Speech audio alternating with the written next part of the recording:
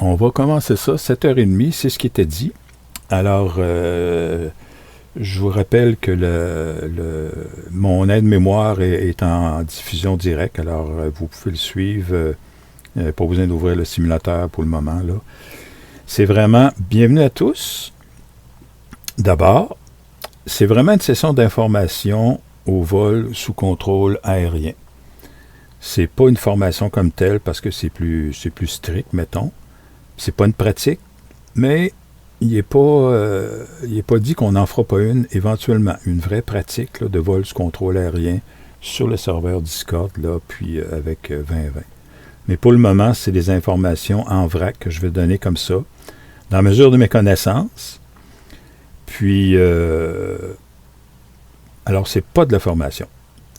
Alors, ça s'adresse aux pilotes, qui n'ont pas fait de vol sous contrôle aérien, et les autres, bien entendu, là.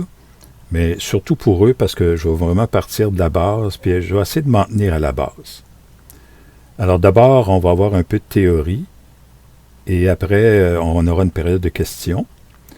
Les seules questions que je vais accepter pendant la théorie, c'est si vous ne comprenez pas un mot, un terme, une expression, vous ne comprenez pas ce que je viens de dire finalement. C'est important parce que ça se peut que je m'en serve par après, puis là, vous allez perdre le fil complètement.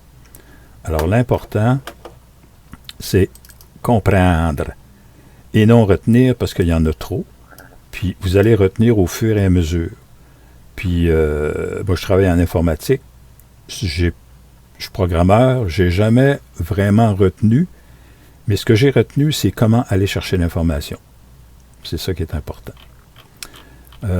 Pour ceux qui ne me connaissent pas, je suis coordonnateur du groupe 415, mais surtout gestionnaire du site Québec FS 2020, les scènes réalistes et gratuites pour le Québec. C'est le site de référence pour les scènes du Québec. Je suis évidemment développeur 3D. Mon indicatif chez AeroVirtuel, c'est AVQ 4.5, mais sur AFSIM, c'est AVGO 4.5. Parce qu'à un moment donné, on s'est rendu compte qu'AVQ 4.5, c'était mélangeant, là, puis c'était pas assez rapide. Fait que tous les pilotes AVQ, c'est AVGO avec l'identifiant. Dans la vraie vie, j'ai ma licence de pilote, mais juste pilote de drone. Puis mes licences en communication aérienne. Parce que si tu veux piloter commercialement, il faut que tu aies ta licence. Je suis contrôleur amateur occasionnel non certifié chez AVQ. On a avec nous Jacques Lauzon, qui est chez AeroVirtuel, lui aussi, AVQ 21. Lui a fait sa formation de pilote VATSIM chez Canadian Express. Mais lui, c'est un vrai contrôleur. Il est certifié aux différentes étapes, autorisation, solto, terminal. Jacques, ça veut dire quoi niveau S3? C'est terminal. OK. Niveau 1, c'est autorisation sol. Niveau 2, tour. Niveau 3, terminal. OK.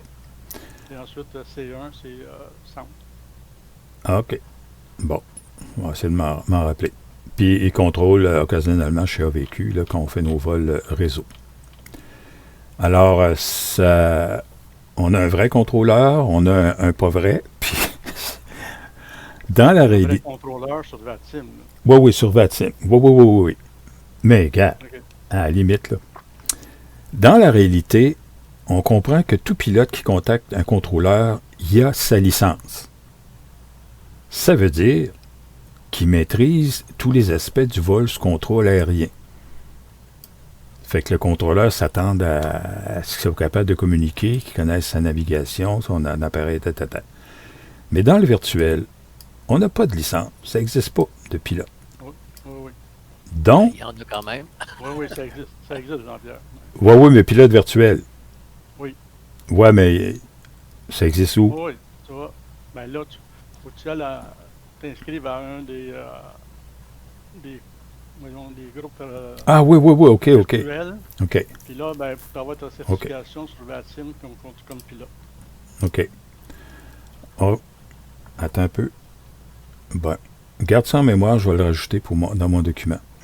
Mais moi, j'ai pas de licence de pilote virtuel. Ça fait que, puis, tu n'es pas obligé de faire partie nécessairement d'un groupe. Alors, les contrôleurs le savent. Ils savent que tu n'as pas nécessairement une licence de pilote. Tu peux être débutant, mais il faut connaître des minimums. Alors, ils vont être beaucoup plus indulgents et tolérants. Bref, les pilotes virtuels, là, habituellement, ils s'en sortent vivants sur VATSIM. Puis c'est pas si... OK, c'est peut-être stressant au début, mais parce qu'il y a un début à tout. Mais après ça, on s'habitue, puis tu y vas, puis c'est bien le fun. Fait que je vais rajouter une note, là. Alors, on n'a pas besoin de licence, mais il faut un minimum de connaissances, d'aptitude, puis d'habilité. Ça, c'est un minimum, puis on va comprendre pourquoi. Le minimum de connaissances qu'on doit avoir, pour moi, là, sur je VATSIM, puis dans la vraie vie, mais c'est la devise des pilotes. Piloter, communiquer, naviguer, c'est les 3 mots-clés des pilotes. Piloter, ben, c'est juste, en fait, c'est savoir manœuvrer son appareil. C'est le placer où on veut, ou là où on nous demande de le placer. Par exemple, le contrôleur, que ce soit au sol ou dans les airs. C'est faire le bon choix d'appareil, c'est s'assurer que nos commandes sont fonctionnelles. Dans notre cas, c'est les périphériques sont bien connectés, tout va bien. Ça, c'est le minimum. T'embarques pas sur VATSIM, puis tu paramètres ton joystick en même temps. Là, non, il faut que tu te prépares. Il y a un minimum de préparation. Puis ça, piloter, tu peux le faire tout seul, en gang, ou peu importe. Tu n'as pas besoin d'aller sur VATSIM pour ça, tu le fais avant. Et ce qui se passe dans le cockpit, ça regarde juste le pilote, là. C'est pas VATSIM, il ne viendra pas voir dans votre cockpit comment vous pilotez, puis si vous y allez à souris, au clavier, au joystick, si vous démarrez automatique, non, ça vous regarde de vous. L'important, c'est de savoir maîtriser votre appareil. Puis évidemment, le bon choix. Communiquer en communication aérienne, comme les ondes sont très occupées et que des avions, ça va pas mal vite, il faut réduire le nombre et la durée des communications, mais il faut quand même dire l'essentiel. Alors, il faut dire le plus d'essentiel avec le moins de mots. C'est pour ça qu'il y a des protocoles standardisés. Il y a une façon de communiquer, puis on s'en tient à ça pour éviter les confusions. Il y a des façons de dire certains mots, il y a des façons de dire les chiffres, etc. Je vais donner un exemple un petit peu plus bas. Alors là aussi, il y a des protocoles standardisés. Finalement, naviguer, ben, c'est toutes les notions d'aide à la navigation sur les cartes, les GPS, notions de plan de vol, comment faire un plan de vol, connaître les procédures de départ et d'arrivée, connaître que ça existe. Il ne faut pas les retenir par cœur, là, oublier ça, c'est impossible. Il faut savoir à quoi ça sert, puis où aller les chercher, puis comment les intégrer, par exemple, à votre plan de vol. La notion de route préférentielle, ça, c'est des routes, je vais essayer d'aller chercher ça. Mettons sur SkyVector, une petite carte électronique de vol utilisée dans le réel, dans le virtuel aussi. On va se mettre, tiens, quand on parle de routes préférentielles, c'est des routes, ben, le mot le dit, de préférence passer par là. On essaie de, en vol IFR, au visuel, de passer par là. C'est des routes prédéfinies. Par exemple, si je pars de Québec, au lieu de dire que bon, je vais aller virer là, ensuite je vais aller au point repère Fleur, ensuite je vais passer au-dessus du VOR à Rivière-du-Loup, ensuite je vais passer au-dessus de Mont-Joli, après ça, je vais aller sur Bubix, puis je vais atterrir à cette île. Ben, au lieu de dire ça, j'ai juste à dire, je pars de Québec, je prends la T630, mais on va à cette île. Ça, on sait que c'est celle-là, les contrôleurs le savent. Puis, c'est des routes que la plupart des pilotes vont. Ça fait que c'est des notions qu'il faut développer. Tu n'as pas à les apprendre par cœur, c'est impossible. Il faut juste savoir qu'ils sont là. Tu as des routes de basse altitude, haute altitude, etc. Il y a des indications. Même ces indications-là, je m'en rappelle même pas. Alors, il faut être à l'aise avec ça. Bref, il faut savoir, surtout si tu veux faire un plan de vol aux instruments, bâtir ton plan de vol. Puis, il faut être capable de le suivre avec ton pilote automatique et tout ça. Ça, c'est un minimum. Si vous voulez faire un vol aux instruments, il y a la possibilité de faire évidemment un vol VFR visuel, comme dans la réalité. Moi, si je vais aller à Montmagny, J'ai pas besoin de faire un plan de vol avec ces aides à la navigation-là. Je m'en sers pas. Je pourrais m'en servir, là. J'ouvre mon GPS puis je les suis. Mais en VFR, c'est je passe au-dessus des ponts, je passe au-dessus de l'île d'Orléans, puis je passe au-dessus de l'île aux Grues, puis je vais atterrir à Montmagny. Ça pourrait ressembler à ça, un plan de vol. Mais en dedans de 25 000 nautiques, il paraît que tu n'as pas besoin d'en déposer un. Au-delà de ça, il faut que tu le déposes parce que s'il arrive quelque chose, ils veulent bien savoir par où tu es passé. Fait qu'il faut posséder un minimum de compétences en navigation aérienne. Puis ça s'acquiert. On va vous dire comment tantôt.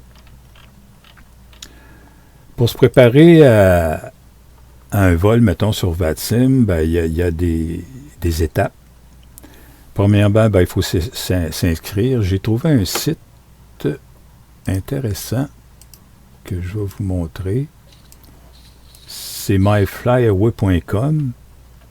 Voyez-vous, la devise de VATSIM, c'est Aviate, piloter, Educate, Communicate. C'est le fun.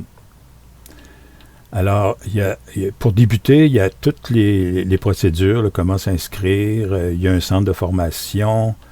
Y a-tu du français maintenant, Jacques? Ben, seulement qu'au Québec. Non, mais je veux dire en termes de documents, de documents qu'on peut consulter. Il y en a très peu. OK. Fait que peut-être il y a un autre réseau mondial. Alors, je te dirais là, si tu vas sur le site de la FIR de czul.ca. Oui. Puis, eux autres, ils ont des documents de référence en français. Ah, OK. Mais, qui pourrait être très utile là, pour OK. débutants même, Ouais.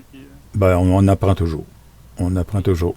Parce que Jacques, s'il parlait de la FIR de Montréal, c'est la zone VATSIM qui contrôle la zone de... Ouais, tout le Québec. Fait qu'eux autres, ils ont... puis comme a dit Jacques, le français, c'est bilingue au Québec. Et à Moncton, y a-tu d'autres places? Non. Non, OK. Alors, vous pouvez voler en français au Québec sur VATSIM, comme dans Vraie Vie. Dans Vraie Vie, c'est hommage aux gens de l'air qui sont battus pour pouvoir parler en français entre eux autres et avec le contrôleur. Alors, il y a toute la recette. Voyez-vous, l'interface VATSIM, c'est ça. Normalement, quand vous vous branchez, vous savez s'il y a quelqu'un au centre, à l'approche, puis vous avez sa fréquence. Vous savez qui est sa job, quel contrôleur est en ligne.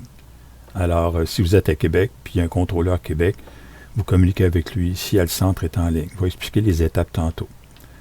Il y a tout... aussi Ottawa, qui est en français. Oui? Oui, mais l'Ottawa est dans la zone de Montréal. Ah, OK. OK. Ici, on a les paramétrages de VATSIM. Vous entrez votre... pour vous brancher, tout ça, parce qu'ils veulent avoir des gens branchés. Vous avez des logiciels que vous téléchargez, que vous installez, qui vous donnent soit la carte ou qui donnent l'interface, qui donnent également la possibilité, on se connecte, faire votre plan de vol directement, puis quand vous l'envoyez, c'est le serveur qui le reçoit, puis le contrôleur va le consulter. Fait que quand vous branchez, vous n'avez pas besoin de tout répéter, il l'a en main, là. Vous vous connectez, puis Controllers in Range, vous savez qui est en ligne, tout ça. Fait que c'est une procédure de base, là. Vous le faites, ça, l'installation, c'est juste une fois. Il y a des mises à jour de temps en temps, mais habituellement, c'est une fois. Après ça, vous élaborez, puis vous déposez votre plan de vol. Comme j'ai dit tantôt, si c'est VFR, puis si c'est pas loin, il y a Jacques... faut-tu déposer quand même un plan de vol VFR? Ben, en principe, tu n'es pas nécessairement obligé. OK. Mais la plupart des contrôleurs sur VATSIM vont t'en demander un. Ah. Ça reste que pour eux autres, de savoir ce que tu vas faire. OK. Mais dans le sens, excuse-moi, dans le sens que tu le fais avant de te brancher, là. Je veux dire avant. Non, tu n'es pas avant de te brancher. Tu peux faire ton plan de vol alors que tu es branché. OK, mais ce que je veux dire, c'est qu'avant de communiquer avec l'autorisation, tu n'es pas obligé de faire ton plan de vol. Non. Fait que là, OK. ça pourrait arriver OK. que tu vas te brancher, tu vas faire un vol VFR. Par exemple, faire des circuits. Ouais. Puis, tu n'as pas déposé de plan de vol. Fait que tu vas contacter le contrôleur. Tu vas demander autorisation de vol VFR pour faire le circuit. OK. Mais lui, il peut te demander si tu pourrais lui déposer un plan de vol, ça serait préférable. Ah, OK. Donc, il va l'avoir en main. Lui, il va pouvoir passer ça à un autre. Là, Là. tu fais ton plan de vol, tu le déposes, puis là, lui, il va l'avoir OK. sur son écran. Puis, il va savoir un peu ce que tu veux faire. Parfait. Puis ton altitude aussi. Oui, évidemment. Alors, ça, c'est visuel. Ça, visuel, c'est quand tu voles seulement avec des repères visuels. Les ponts, la pointe de l'île, la ci, la ça. Les tours, les montagnes.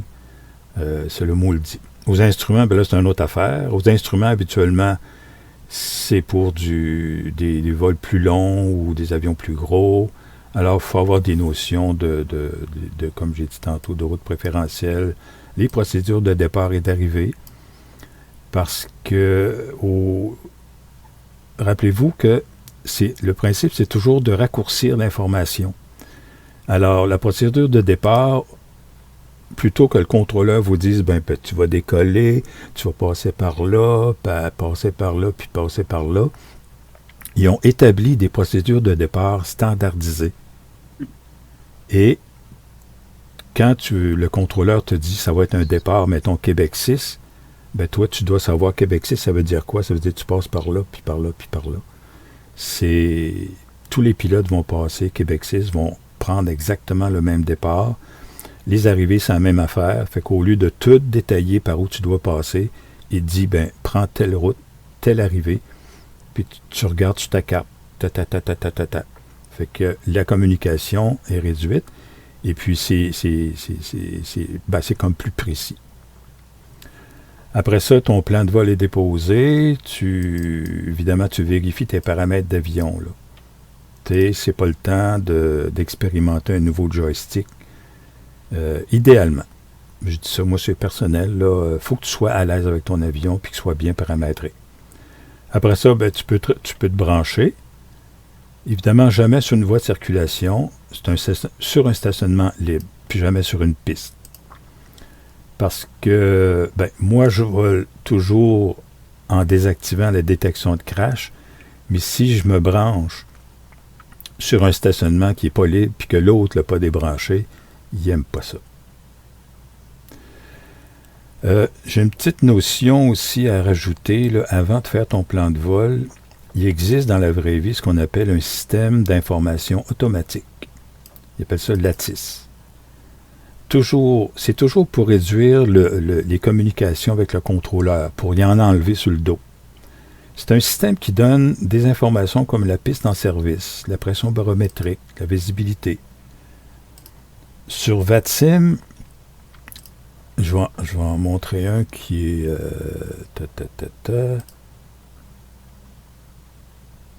Voilà, je vais prendre ça, excusez.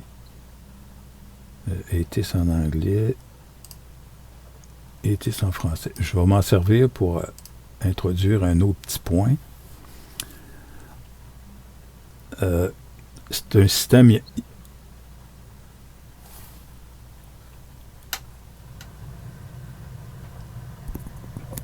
V9.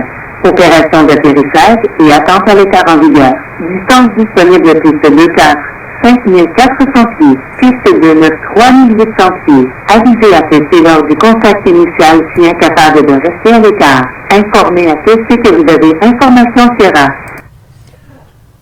Voyez-vous, la belle madame a dit « Informez ATC que vous avez l'information Sierra ». Le système va donner des informations à fréquence variable et va attribuer à l'information du moment donné une lettre de l'alphabet, mais selon le code alphabétique international. C'est important de connaître ce code-là. C'est simplement que pour éviter les ambiguïtés, y a-tu dit B ou y a dit D? Y a-tu dit M ou y a dit N? Alors, pour éviter ces ambiguïtés-là, ils ont créé un code alphabétique phonétique qui remplace les lettres par des mots qui commencent par la lettre. Fait qu'Alpha Bravo jusqu'à Zulu. Ici, on a dit l'information Sierra. Ça veut dire que toi, tu prends en note toute l'information qui est donnée, puis tu prends en note également l'identifiant de l'information Sierra. Fait que quand tu vas communiquer avec le contrôleur, tu vas lui dire « Je suis allé chercher l'information Sierra ». Puis une fois que l'information Sierra va passer date ou à la prochaine séquence, ça va s'appeler Tango, puis ça va recommencer au début. Y en a-tu beaucoup d'autistes sur VATSIM, Jacques? Allô? Il y en a toujours. OK. Est-ce qu'il est automatique ou c'est quelqu'un qui le fait? Ben, c'est le contrôleur qui l'active. Qui le met à... Il y a une fonction là, pour activer les TIS. Là. OK. Et, à ce moment-là, tu vois, il va s'afficher sur le vPilot, la fréquence. Fait que là, tu te mets sur la fréquence ETIS, puis tu l'écoutes, puis tu prends des notes. OK. Alors, comme dans la vraie vie. Même chose. OK. C'est très, très près de la vraie vie. OK. Ben, C'est assez avancé. c'est ça qui est le fun. Hein? Là, on parle de contrôle aérien. C'est, mettons, dans la vraie vie, là, on est à Québec, c'est différentes étapes, paliers ou situations qui sont contrôlées par différents contrôleurs. Normalement, il y en a 4 avant de passer au contrôle général aérien du Québec. Tu as d'abord le contrôleur autorisation, le mot le dit, c'est lui qui va te donner ton autorisation de plan de vol, va autoriser ton vol. Ça se peut qu'il le corrige, ça se peut qu'il le laisse tel quel. Pour toutes sortes de raisons, pas parce qu'il est mal fait, mais mettons que entre le moment où vous l'avez fait puis le moment où vous l'avez déposé, ou le moment actuel, il y a eu des modifications, il y a un orage quelque part. Il va donner la pression barométrique. Ça, c'est la pression barométrique de l'aéroport qui va vous aider à calibrer votre altimètre. C'est comme assez important d'avoir un altimètre bien calibré. Il va vous donner également un code transpondeur. Transpondeur, c'est un petit bidule dans l'avion qui rajoute au ping du radar certaines informations. On voit ici KLM 1622. Ça, c'est pas l'éco-radar qui retourne ça, c'est le transpondeur. Puis le 380, je présume que c'est le niveau de vol, mais je ne suis pas certain. Fait que le contrôleur va savoir qui est là. Et même, il y a une fonction qui permet de faire comme flasher votre ping sur le radar, parce qu'à un moment donné, dans un tas, là, où c'est que tu es, là, tu te mets en mode puis à la demande du contrôleur. Ouais, c'est ident. Ident, oui. C'est ça. Squawk. Le squawk, ça vient de la seconde. Ça vient de la Seconde Guerre mondiale. Ils ont appelé ça de même. Ouais, parce que quand ils ont commencé ça, le nom de code du système s'appelait Parrot, perroquet. Fait qu'ils ont associé squawk à ça, là. En tout cas, j'ai essayé de trouver je ne savais pas d'où ça venait. Mais en anglais, on entend souvent squawk. Squawk code ou c'est quoi ton squawk? Ben, c'est tel chiffre.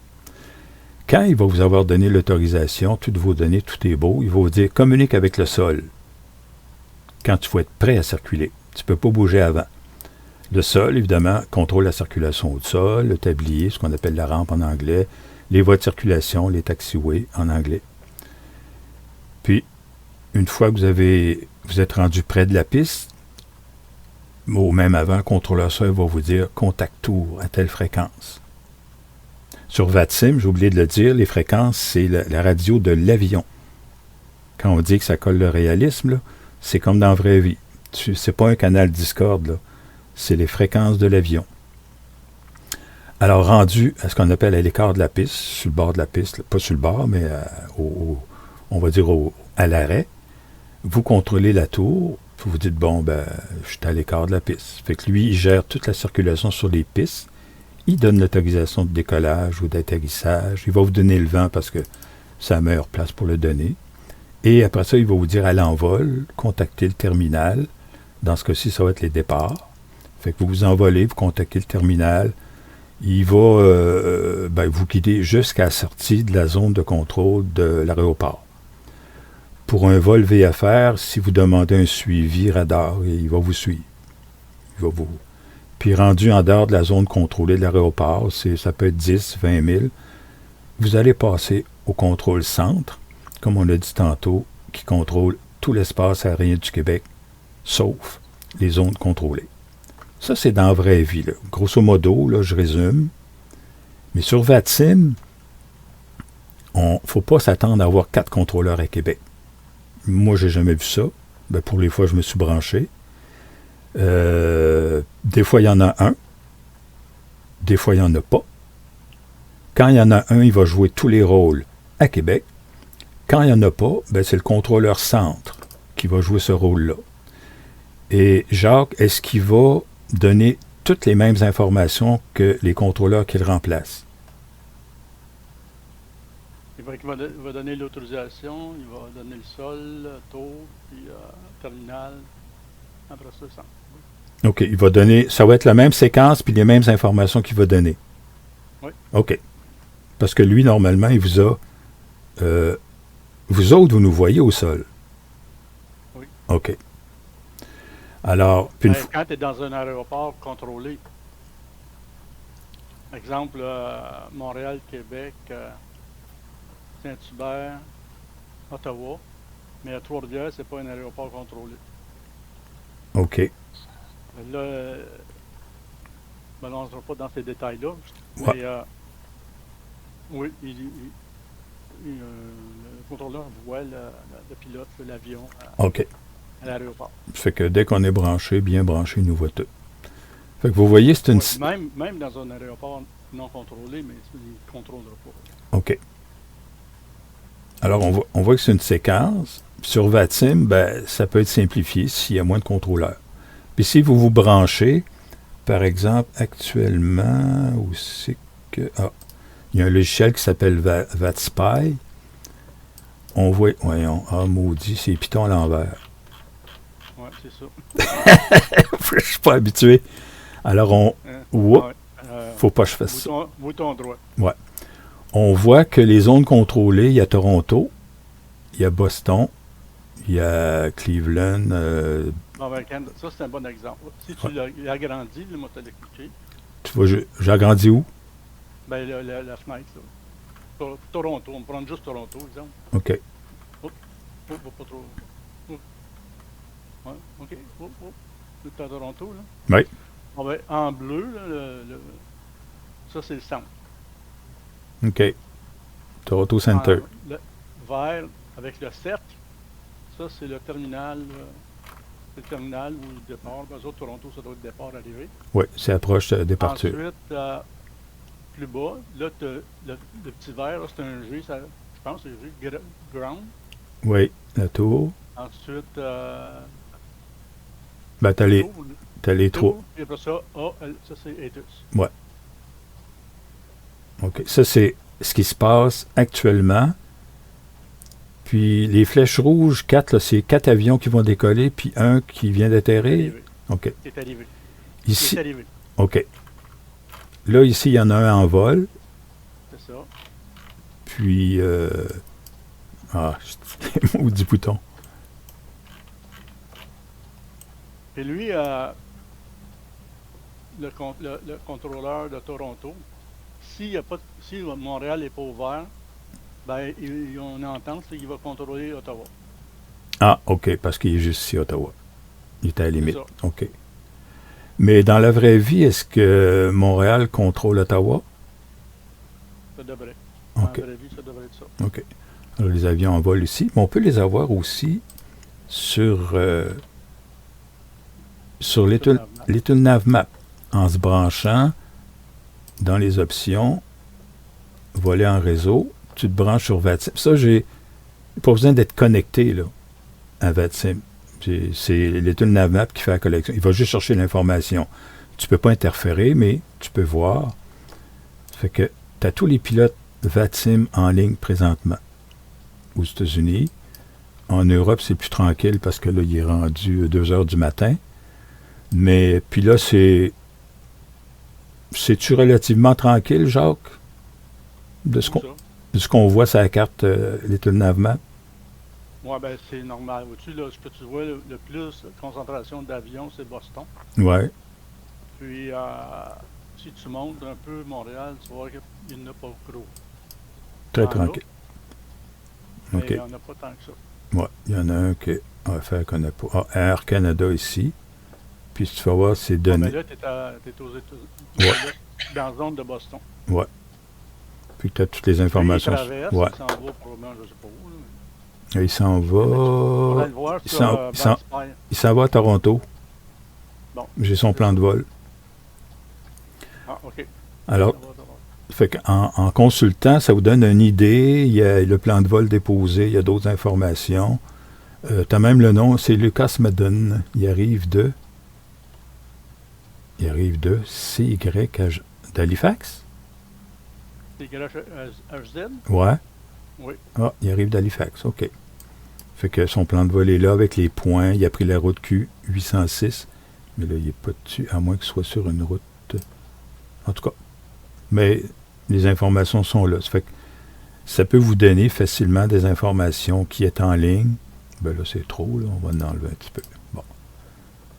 Puis c'est. Des fois, là, il y a du monde en tabarnouche. Sur VatSpy, on a 67 contrôleurs en ligne, puis 639 pilotes. C'est. Ça, c'est au complet, là, Ouais. Ça, incluant l'Europe. ouais. Le plus haut que tu as connu, toi, Jacques, c'est quoi? En termes d'utilisateurs, Ouais, en même temps, là. oh, c'est arrivé souvent qu'il y en avait au-dessus de 1000. Ouais. Mais là, on dirait que ça l'a réduit depuis quelques années. OK. Je sais pas pourquoi, mais ça l'a réduit. Mais par contre, là, en Europe, euh, le jour, si tu voles le jour, tu veux voler où il y a plus de contrôleurs, tu vas en Europe, mais au-dessus, le soir, les autres sont en nuit. Ah oui, il est 2 heures. Ouais. Ma fille Alors, est il y couchée. a moins de contrôleurs. Ouais. Il peut en avoir d'autres. C'est normal. Ouais. Jean-Pierre, Oui. lorsqu'un contrôleur gère les quatre jobs, Ouais. le sol, la tour, le centre, on s'adresse à lui avec quel nom? Jacques? Ben, ça s'appelle Montréal Centre. On va dire, par exemple, Montréal. C'est Montréal Centre qui est en service. Il n'y a pas d'autres contrôleurs. Il s'appelle Montréal Centre, ici, à Go21, demande d'autorisation de vol. Ben, tu regardes. Même si on s'adresse à la tour, on va Ouais. appeler le centre. Si c'est le seul contrôleur, c'est le centre, comme ça arrive assez souvent, ben là, il faudrait que tu appelles le centre. Sur sa fréquence à lui. Ouais. Chaque niveau de contrôleur a sa fréquence. Alors, s'il y a seulement que le contrôleur centre en devoir, ben, tu vas avoir seulement que sa fréquence à lui. Faut que tu te branches sur sa fréquence.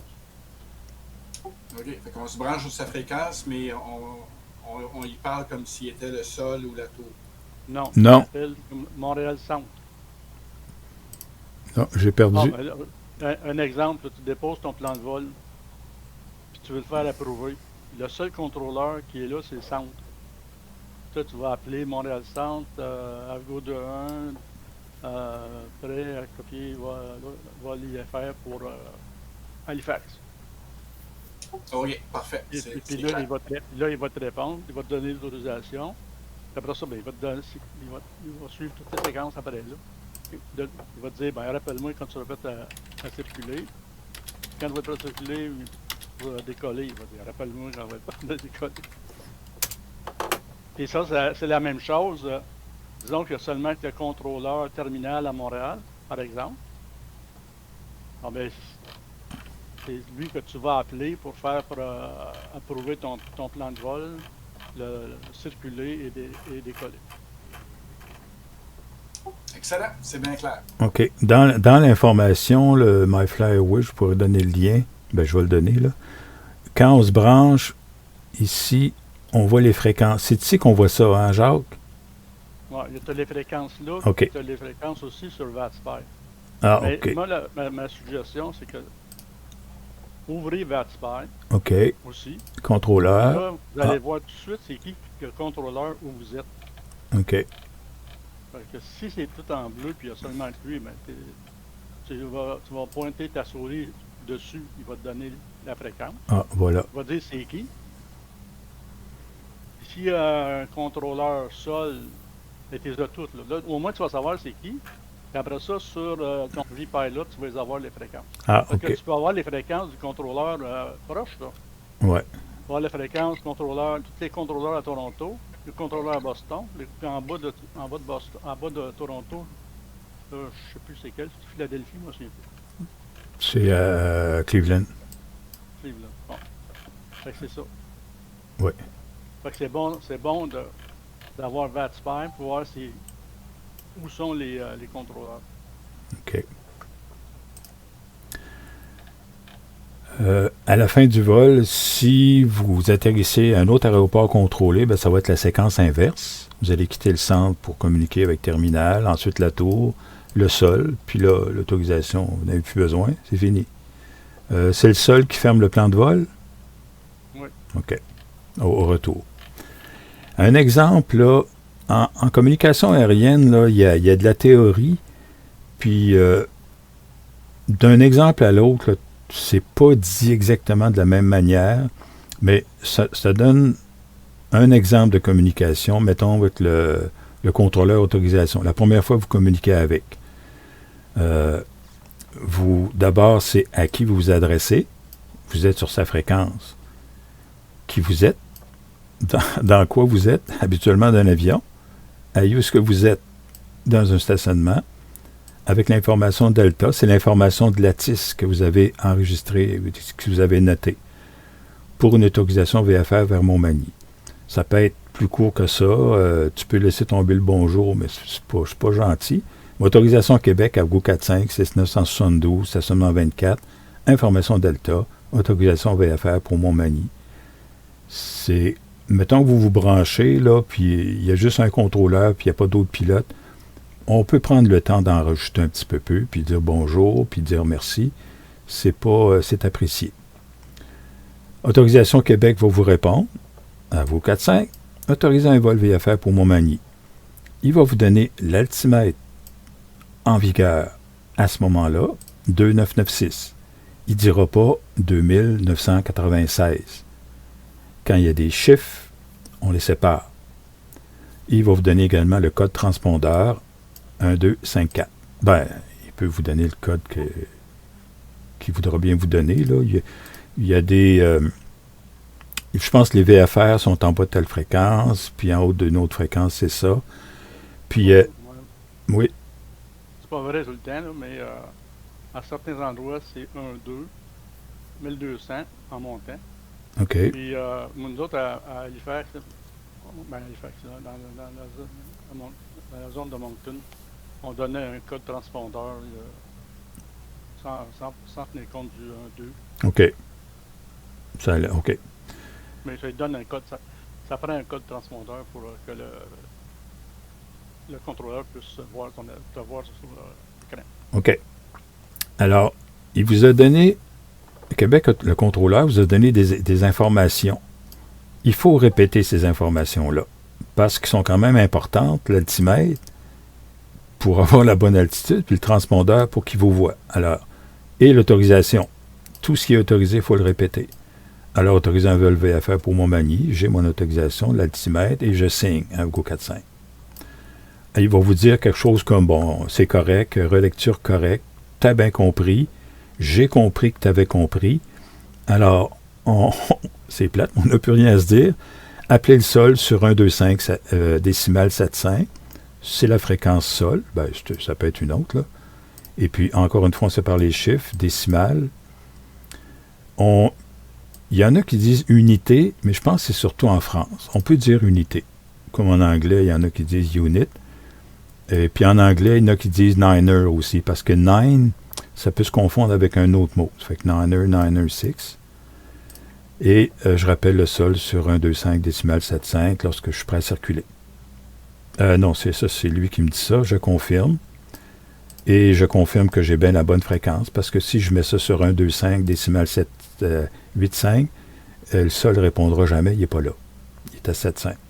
Fait que tout est beau, merci, bonne soirée, etc. Là, mettons, quand il est tout seul, là, des fois, moi, ça arrivait que je lui demandais des informations supplémentaires. Que si je fais ça de même, fais ça de même. Il va me donner, un peu comme Jacques nous fait asseoir, là, dans la vraie vie. Il n'est pas supposé, dans la vraie vie, tu es supposé connaître ton affaire. Mais quand il n'est pas trop occupé, tu es tout seul avec, là, ça va le désennuyer un petit peu parce que des fois, les soirées sont longues. Fait que VATSIM, ben, comme le dit Jacques tantôt, c'est vraiment la représentation de la réalité autant que possible. Le nombre de contrôleurs, mettons à Québec, 4, c'est très rare, à moins que VATSIM ou VATCAM, la division canadienne, ou la FIR de Montréal, organisent des activités. Alors là, il y a beaucoup de pilotes, fait que là, habituellement, les postes sont comblés en tant que contrôleurs.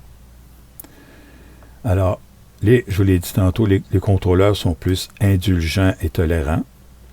C'est bilingue au Québec, au Nouveau-Brunswick, Ottawa aussi. Il y a la possibilité de vous brancher comme observateur sur VATSIM. Il y a une fenêtre pour ça. Vous vous branchez observateur, le contrôleur le sait. Jacques, quand on se branche observateur, est-ce que notre avion apparaît sur son écran? De mémoire, oui. Bon, ça veut dire, ben, prenez donc le réflexe de garder les mêmes prudences, là. Branchez-vous à un endroit où il n'y a pas d'autre appareil. On peut le voir. Pas sur la piste, rien de ça. Oui, ça c'est sûr. On peut le voir dans les ToolNavMap, dans VATSPy aussi. Je vais parler d'autres occasions. Ah, j'ai marqué son nom ici.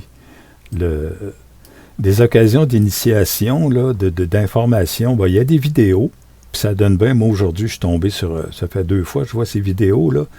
Il nous décrit ce qui se passe en réalité. C'est un vrai pilote, Dominique Daou, pilote de Air Transat, sur Airbus 321. Mais pour ceux qui sont habitués sur VATSIM, si VATSIM représente la réalité, vous allez voir que dans la vraie vie, c'est pas mal pareil. Il y a également des compagnies ou des aéroclubs virtuels, comme Aéro Virtuel, mais là, on fait moins de vols sous contrôle. On en faisait avant statutaire, là, je peux comprendre ça. Mais il y en a d'autres. Je pense Imaginaire, Nordair, Québécois, il me semble qu'ils ont des sessions avec contrôle aérien. Il y en a que c'est sur VATSIM, mais d'autres, c'est à l'intérieur même, c'est sur leur serveur réseau vocal. Alors, c'est des contrôleurs de ces compagnies-là. Fait que c'est plus relax, c'est plus relax. Des fois, c'est vraiment pour la formation comme telle. VATSIM, tu ne vas pas là pour te former. Là. Tu vas là pour t'expérimenter puis pour voler. Je peux t'interrompre. Effectivement, oui. Chez Nordair, 1 fois par semaine, il y a des vols contrôlés à l'interne. Parfait. Merci. Alors, comme j'ai dit tantôt, c'est plus relax, là, puis les gens se connaissent. Fait que vous voulez vous pratiquer, vous inscrivez à un aéroclub qui offre ces services-là.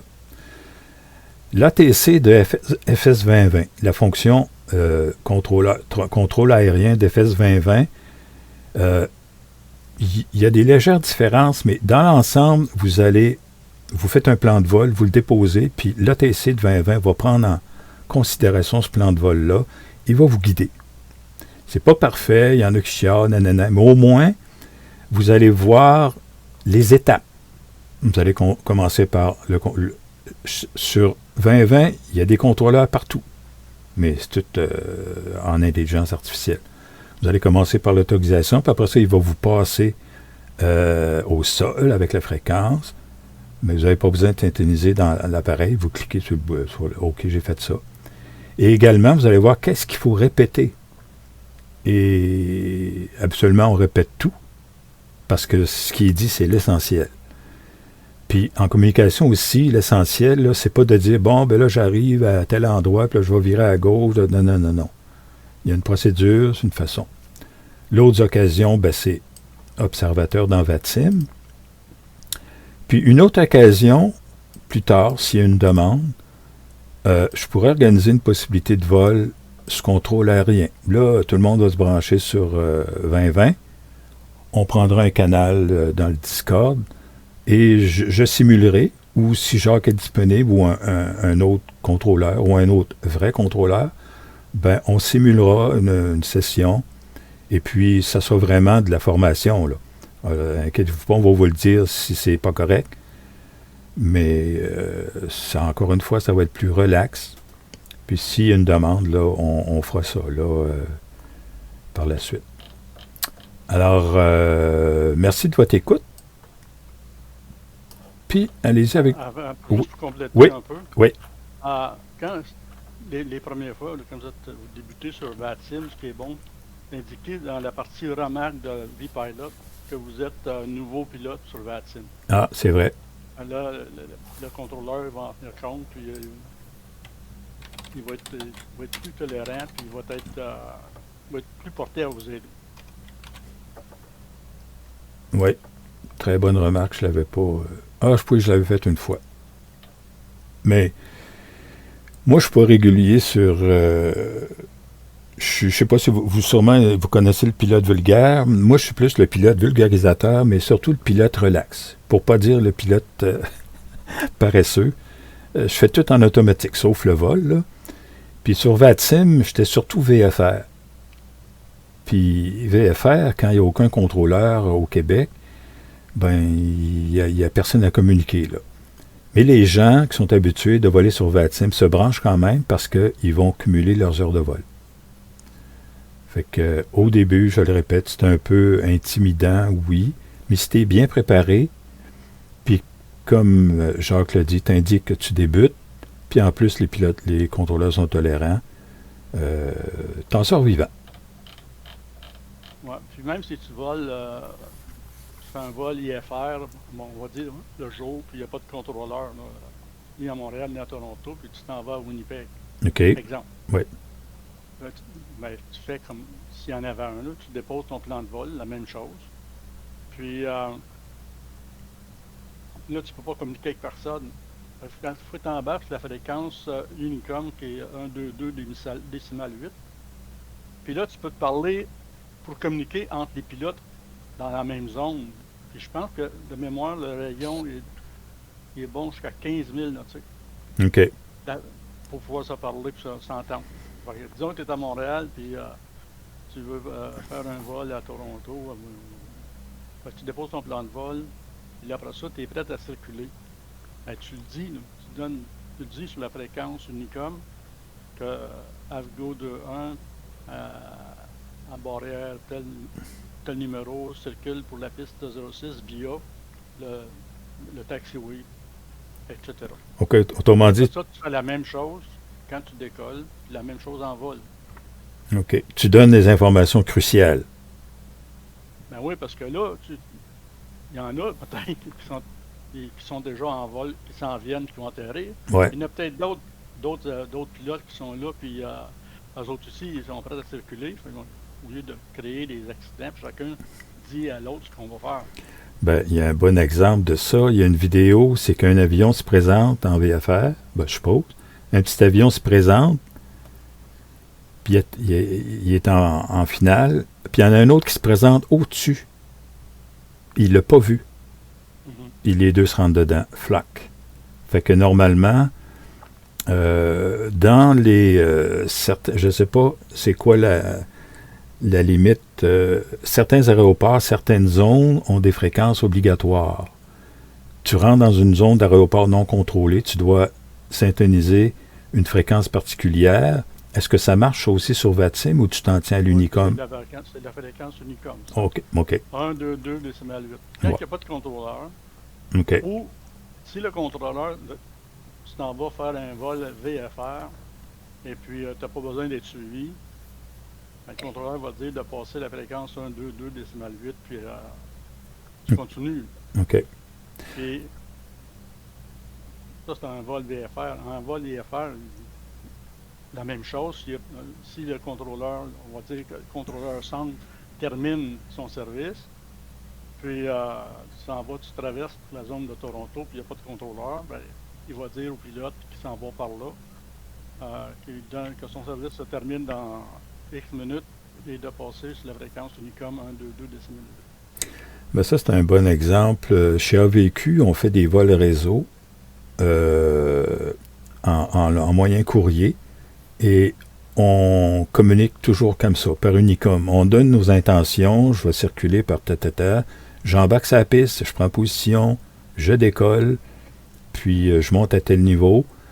Fait que ça, on communique, on a nos communications aériennes, mais comme on est une gang d'amis, on placote aussi, mais c'est séparé ça.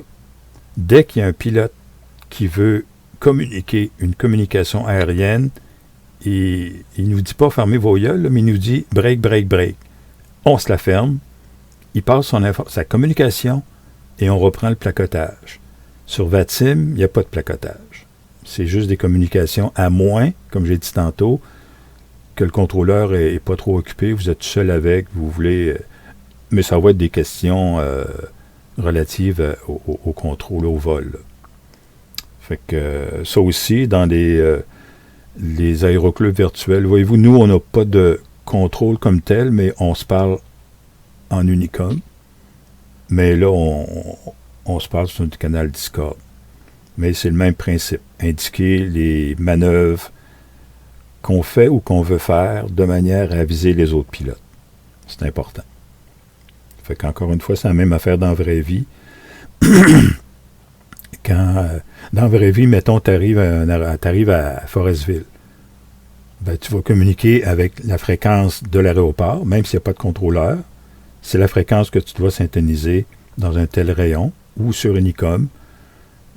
Trafic Forestville, Avgo 45, 6972, j'étais à, je sais pas, au moins 3000 pieds, j'arrive par le sud avec intention d'atterrir sur telle piste. Fait que ça donne toute l'information aux gens qui sont sur la même fréquence. Puis quand, vu que tu es dans la zone de l'aéroport, 5 à 10 000, tout le monde est obligé de synthétiser cette fréquence-là.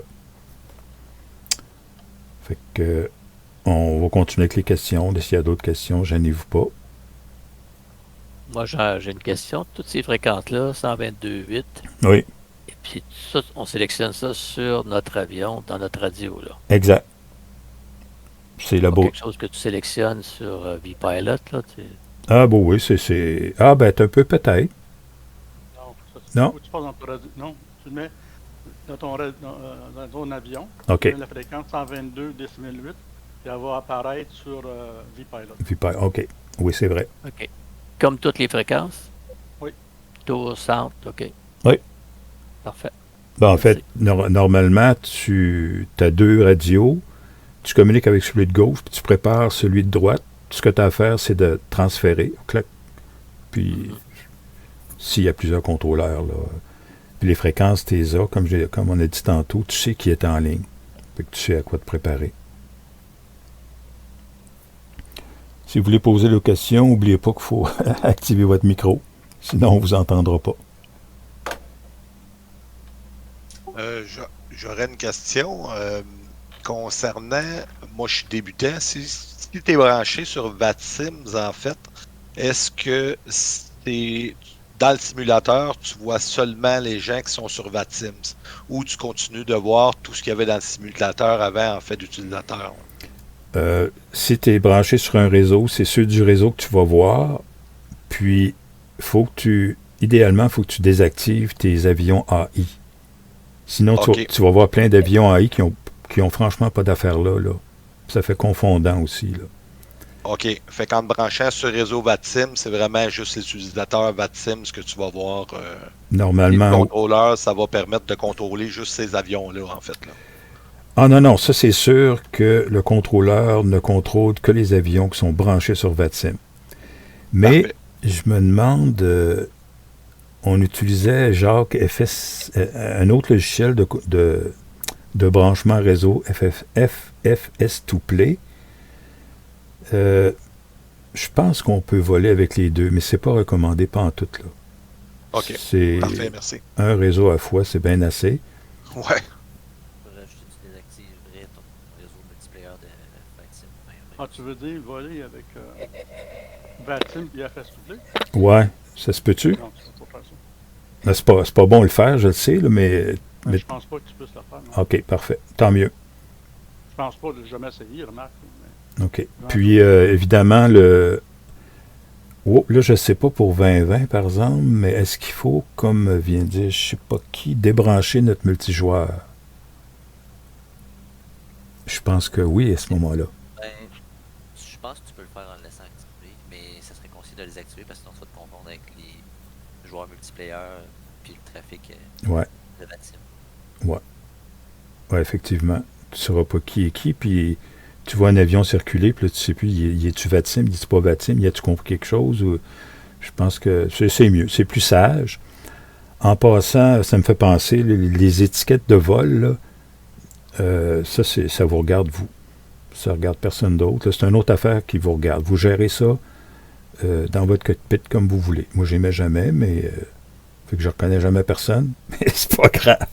Il y en a qui mettent toujours les étiquettes. Les étiquettes de points d'intérêt, ça vous regarde. Ça, c'est des choses là, que Vatim ne contrôle pas. Une question, Jean-Pierre. Oui. Concernant, là, lorsqu'on est dans le stationnement, puis qu'on est en train de préparer son vol et tout ça, Oui. puis au moment où on a transmis notre plan et qu'on a le OK pour circuler, est-ce que c'est à ce moment-là qu'on se met en mode C sur virtuel, ce qu'il s'appelle là, le Feu palette, moi je pense que non. Le C, je pense il rajoute l'altitude. Mais je suis pas familier, Jacques. Je suis pas trop saisi la question, mais... Quand est-ce que tu te mets en mode C? Quand est-ce que... En quoi? En mode? En mode C? Charlie? Ben, ça se peut que le contrôleur te demande de le mettre tout de suite, mais généralement, ça se fait à l'envol. OK. Quand tu décolles, il y a une fonction dans vPilot, là, tu vas dans les settings, puis tu coches mode C automatique. Fait qu'en décollant, il va se brancher. Ah, OK, c'est en automatique. Ouais, mais merci. faut que tu ailles faire tu ailles le cocher, OK. cette case-là. Sinon, Tu vas avoir contrôlé à Montréal, je sais qu'il te le demande de le mettre en mode Charlie quand tu circules au sol. OK. Ah, c'est bon. Je vais effectivement seconder ça. Là. Moi, je contrôle à Montréal, puis effectivement, on le demande au sol pour avoir toutes les informations de vitesse et ces choses-là. OK. Merci beaucoup. Mais vois-tu, tu es un contrôleur de Montréal, là. Tu pourrais tout donner des informations. Non, mais c'est ouvert à tout le monde. C'est bon qu'on partage. On partage. C'est un potluck de contrôle aérien. Oh, Y a-t-il d'autres questions? Oui, j'en aurais une dernière. Oui, Pierre, pas de problème. Concernant le ATIS, Oui. est-ce que l'information qu'on va me donner, c'est la météo que moi j'ai setée dans mon jeu ou si automatiquement mon jeu va s'ajuster avec la météo de Vatim? Moi, je pense que c'est Vatim. Allô, pour les contrôleurs à Montréal, Jacques? C'était quoi la question? La question, c'est la météo. Tu peux avoir, quand tu vas prendre la météo sur ATIS, là, non? Ouais. Bon, ben, elle peut changer par le temps que tu vas circuler ou tu vas. Je pense pas que c'est ça la question. Elle a changé. La TIS de Vatim va prendre son info de la météo réelle. Fait que tu es aussi bien de voler en météo réelle dans le simulateur que tu vas. OK. On va essayer de comprendre la question. C'est quelle météo tu prends quand tu vas sur Vatim? Tu prends la météo Vatim, Météo réelle. puis t'es sûr... La TIS de Vatim prend son info de la TIS réelle. Oui. Fait que faut que tu voles en météo réelle sur Vatim. Ah bon, OK. Ça règle le cas. Ben, parce que si, mettons, tu voles sur... mettons, je veux voler sur une météo, je sais pas... Il y a plein d'éclairs, plein d'orages. Ben, toi, tu vas avoir un altimètre différent de ce que le gars de Vatim va avoir. Fait que si lui, dit, il va avoir une différence de, je sais pas, mettons, 300 pieds. Et... Ben, toi, c'est parce que tu as un altimètre calibré pour une température d'orage versus lui, il y a un altimètre pour du beau temps. Ouais. Ben, moi, je pensais... Ben, je ne m'étais jamais posé la question, mais je pensais que si tu allais chercher la météo sur Vatim, c'est l'interface Vatim qui te la donnait, et non pas FS 2020. Tu comprends tout ce que je veux dire? Oh. C'est la météo sur le VATSIM, là, elle vient de Navcan. OK. Ça veut dire que dans ton 2020, il faut que tu te branches sur météo réel. C'est pas via l'interface VATSIM que ça va se faire. C'est dans ton 2020. Le link, il se fera pas, là, vraiment. Si t'es météo réel, puis VATSIM à la météo réelle, techniquement, vous devriez avoir la même affaire. Ouais, OK. Techniquement, oui. Ben, techniquement, le sim, des fois, il peut être un peu à quelques... Ben, c'est des secondes, là. Ouais. OK. C'est bon, ça répond. OK. J'ai une question moi aussi concernant la fonctionnalité des manettes pour la communication. Là. On peut-tu créer un bouton pour avoir la communication avec la tour comme dans un vrai avion? Ou ben non, la communication une fois établie, on est tout le temps en communication continue. Aucun problème. Y a Jacques, il y a un paramétrage dans VATSIM? Oui.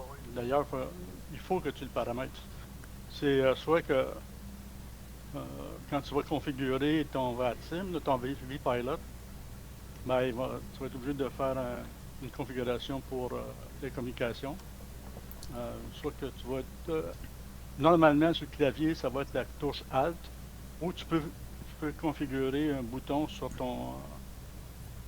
sur tes manettes, ou bien sur ton volant, ou comme tu veux. Mais il faut que tu paramètres un bouton. Tu peux pas parler continu comme sur comme on fait là. Discord. Parfait. Comme on fait là. Ouais, parfait. C'est ça ma question. C'est à savoir, c'est pas tout le temps on.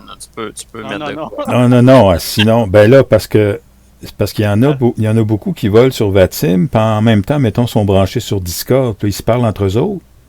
Des fois, sont distraits, mais pour parler sur VATSIM, là, alors, regarde, tu te poses une question, regarde ce qui se passe en réalité, puis tu as une grosse partie de la réponse.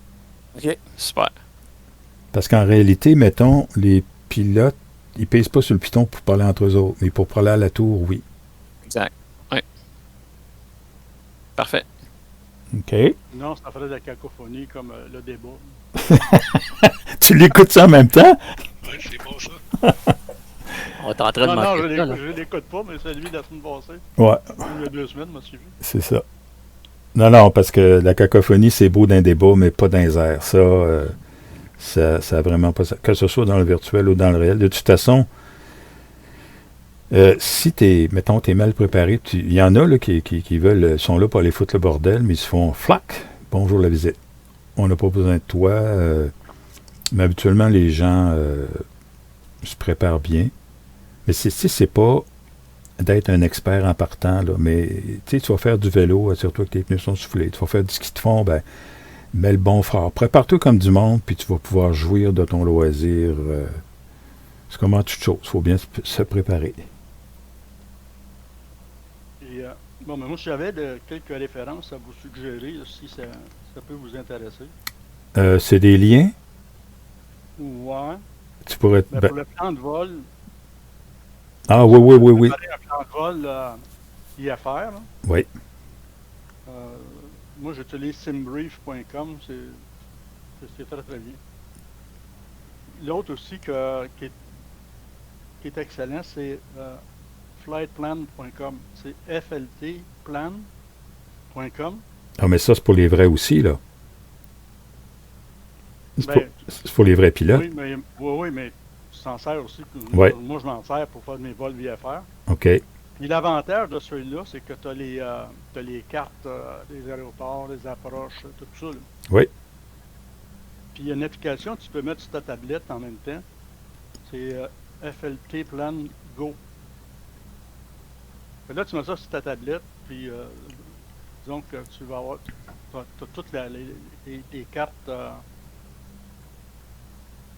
des aéroports, puis les approches, les sites des stars, tu les as toutes là. OK. Le site de Montréal, la FIR de Montréal, là, ben, il y a un contrôleur ici.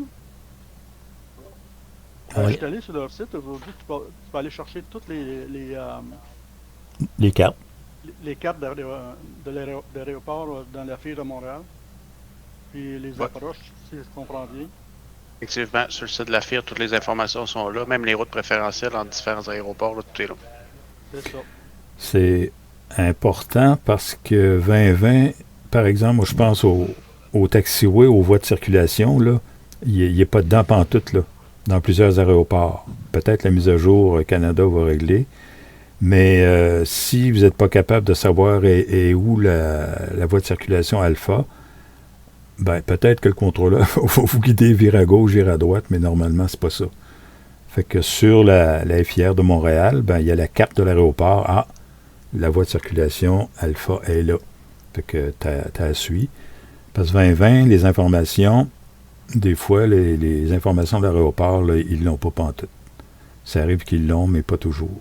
Fait que les cartes sont là. C'est mieux d'avoir une carte, puis même, Ouais. je pense pas que le contrôleur va dire vire à gauche. Non, je sais bien. Ouais, si on n'est pas trop occupé, on va le faire, là, mais sinon, c'est pas l'idéal. Non, pas toi, l'autre vire à gauche. Non, en arrière, fuck! Il y a d'autres, il y a SimBrief, c'est fait spécialement pour le virtuel. Flight Plan, les vrais, c'est des vrais de vrais. C'est des vrais. Oui. Tu l'utilises aussi pour toi comme virtuel, la même affaire. Oui. Non, je suis bien d'accord. Moi, j'en ai un compte, puis je reçois des courriels de temps en temps. Mais on peut les faire également via 2020. C'est très limité. Ouais. Très limité comme moi. C'est intéressant dans flightplan.com. On parlait de route préférentielle. Oui. Si tu fais un vol, on va dire à Halifax, Montréal, et tu voles avec un jet, ça va être une route préférentielle, mais si tu voles avec un moteur à hélice, la route préférentielle elle va être un peu différente. Ben, j'espère. Non, mais c'est ça. Mais on ne sait pas tout ça. Ah, OK. Tout le monde sait ça. OK. Oui. Question? Déjà comme information. Oui. Ben, c'est comme les approches. Les approches pour un 747, elle ne sera peut-être pas la même pour un, je sais pas moi, un Cessna, là. Ça dépend des aéroports. Ah, ben non. Oui. Ça dépend des aéroports. Oui. Ben, peut-être que le Cessna, il va te faire virer pas mal près de la piste, mais le 747, il ne vire pas sur un 10 cents près de la piste. Il faut qu'il aille loin, il revire. Il y avait une question? Oui, flightplan.com, puis Flightplan Go, c'est-tu payant, ça? Non. C'est gratuit. Oui. C'est gratuit. Tu peux télécharger les cartes sur ton portable et tout. Si tu veux. Oui, mais tu n'as même pas besoin. C'est des piles. Ben, tu vois. Ah. Ouais, si tu as une tablette, tu l'ouvres sur ta tablette. Pas en PDF ou en... OK. Moi, j'utilise Navigraph aussi. J'ai un abonnement Navigraph. C'est merveilleux aussi, Navigraph. Oui. Oui, exactement. Même si c'est marqué pour la simulation de vol, moi, je le compare avec les réels que j'ai déjà. C'est la même chose. Ouais, c'est des cartes mises à jour. On voit de toute façon en réel ou en virtuel, on voit les dates de mise à jour, puis tu compares. Moi, vu que je suis plus relax, je fais mes plans de vol avec FS-Tramp. On peut les faire également avec Little Navmap, qui va te donner des plans de vol. Puis Little Navmap, tu peux le brancher à Navigraph. Mais là, je pense qu'il faut être abonné à Navigraph pour avoir les dernières versions. C'est ça le hic. Ben, le hic. Façon de parler. Mais comme j'ai dit tantôt, juste 2020, tu peux te faire un plan de vol. Pour te pratiquer, mettons, là, c'est correct. Mais je pense pas qu'il est complet. Là. Il faut vraiment aller sur les applications comme Jacques a dit, SimBrief, Flight Plan, Navigraph, qui les autres sont un petit peu plus sérieux. Là. Chaque logiciel ayant ses points forts, là, ça, c'est pas un point fort de 2020.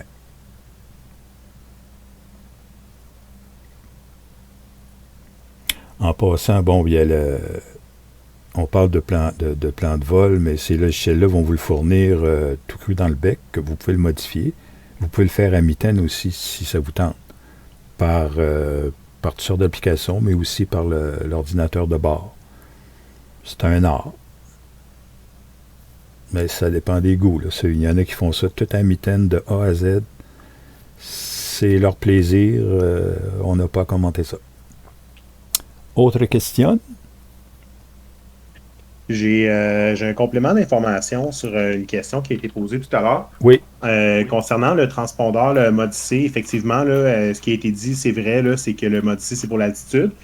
J'ai été validé, en fait, pendant la présentation, j'ai été validé directement là, sur VATSIM et dans Flight. J'ai appris tout à l'heure, là, en fait, moi, je suis vraiment très nouveau aussi avec VATSIM. Je suis un pilote dans la vie réelle, mais j'ai jamais été sur VATSIM encore. Donc, j'ai appris tout à l'heure que les fréquences de l'avion étaient reliées avec vPilot. Et c'est la même chose pour le transpondeur. En fait, quand on démarre un avion, en fait, nous, on met notre transpondeur sur stand-by. On fait comme qu'est-ce qu'on a à faire. Donc, le mode stand-by n'émet pas l'altitude. Et lorsque dans l'avion, dans Flight, on le met, un exemple, sur Alt, chose qu'on fait dans la vraie vie juste avant de décoller, à ce moment-là, le mode C s'active automatiquement sur VATSIM, donc sur vPilot, excusez-moi.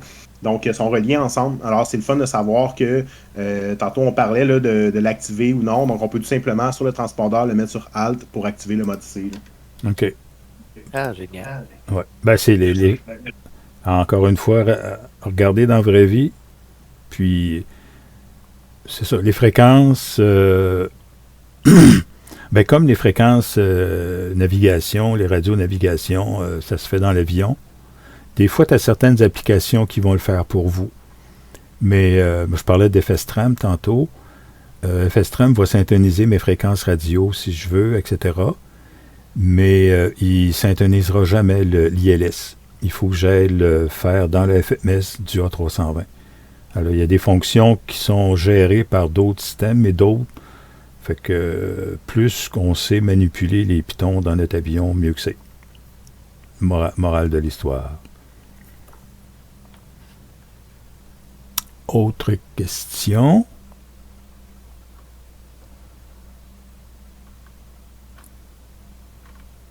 Alors, s'il n'y a pas d'autres questions, ben, moi, je vais vous remercier pour votre attention, votre participation. Je vais remercier Jacques Lauzon pour m'avoir assisté et surveillé. Et merci au contrôleur Montréal aussi pour les compléments d'information. C'est toujours bon d'avoir des vrais avec nous autres, là, Jacques et compagnie. Puis, voyez-vous, ce soir, il n'y a pas un contrôleur qui a engueulé personne. Là. Fait que, allez-y sur VATSIM, essayez ça. Pratiquez-vous avec on a parlé de Nordair, il y a Imaginaire aussi. Pratiquez-vous avec ces groupes-là. Parce que dans ces aéroclubs-là ou ces compagnies virtuelles-là, il y a quand même des gens d'expérience. Là. Il y a souvent des vrais pilotes aussi. Fait que tu partages, puis t'apprends pas mal plus vite que si tu restes juste avec FS 2020. Fait qu'on va faire, suite à ça, on fera peut-être un sondage là, pour simuler une session de contrôle aérien. Puis idéalement, là, ça serait intéressant d'avoir les contrôleurs VATSIM, mais ça ne sera pas sur VATSIM. Ça va être une formation sur... tout le monde va se brancher en multijoueur, puis on vous donnera aussi des informations sur d'autres applications. Par exemple, pour voir les autres pilotes sur l'étude NavMap, il y a une application qui s'appelle Virtual Flight Online. Fait, quand tu t'installes ça, lui, il fait le lien entre FS 2020 et ta carte VATSIM. Alors, pour le moment, c'est bien tranquille. Il y a 2 pilotes en Europe. Quand on voit le réseau sur VATSIM, on syntonise ça. C'est pas très connu, mais voyez-vous, ça fait le lien. Sinon, on ne sait pas qui... quand on voit le réseau, là, en dehors de VATSIM, on ne sait pas. Fait qu'on se brancherait en mode multijoueur sur 2020 avec ces applications-là. Puis les contrôleurs, évidemment, il faut qu'ils se trouvent un moyen de voir les avions. Fait que peut-être qu'avec ça, on verra. S'il y a une demande, on fera les démarches, puis on se préparera pour offrir un vol contrôlé. Mais comme je le dis, relax. Formateur. C'est des vols de formation. Fait que je ferai un sondage là-dessus. Puis je remercie aussi, c'est Patrice. Non. Patrick Paquette. Chuckett. Comment? Patrick Choquette. Ah, je me mélangeais. OK, Patrick Choquette. C'est pour ça. Hey, moi, là, j'approche le 3/4 de siècle. Faut pas m'en vouloir. On s'en reparlera, Jean-Pierre, pour la date que tu voudras faire l'événement, puis on refera un événement comme on a fait pour celui de ce soir. Ah, il est là! C'est vraiment très, très, très intéressant. Je savais pas que tu étais arrivé. OK. Ben, tant mieux. Puis, merci pour avoir préparé ça. Là. Moi, Discord, je l'apprivoise de temps en temps. Ça fait qu'il y a des bouts que je manque. Fait que, suite au dernier message, si vous avez des questions, on va essayer de mettre des liens. Jacques, tu peux m'envoyer le lien. Ben, Flight Plan, tu avais SimBrief. Si tu en as d'autres, envoie-moi ça par courriel. Bon, Moi, je vais te les envoyer, puis OK, parfait. Je vais les diffuser. Puis... Je vais les épingler sur la page Facebook aussi. OK. Il y avait... Ben, je change de sujet, mais il y avait le sondage, là. Je peux m'occuper de ça aussi. De mettre des liens là, utiles. Oui, dans le sondage que j'ai fait, oui, effectivement. Oui, c'est ça. Ça fait que tu vas mettre ça là-dessus, ça va être parfait. Pour éviter qu'on passe d'un Facebook, là, tu cours d'un bout à l'autre. Fait que on va mettre ces liens-là, avec des mots-clés peut-être, là, puis ça va. Puis il y a les. Sur Facebook, vous pouvez poser vos questions, puis à mesure qu'on va se brancher, on va y répondre.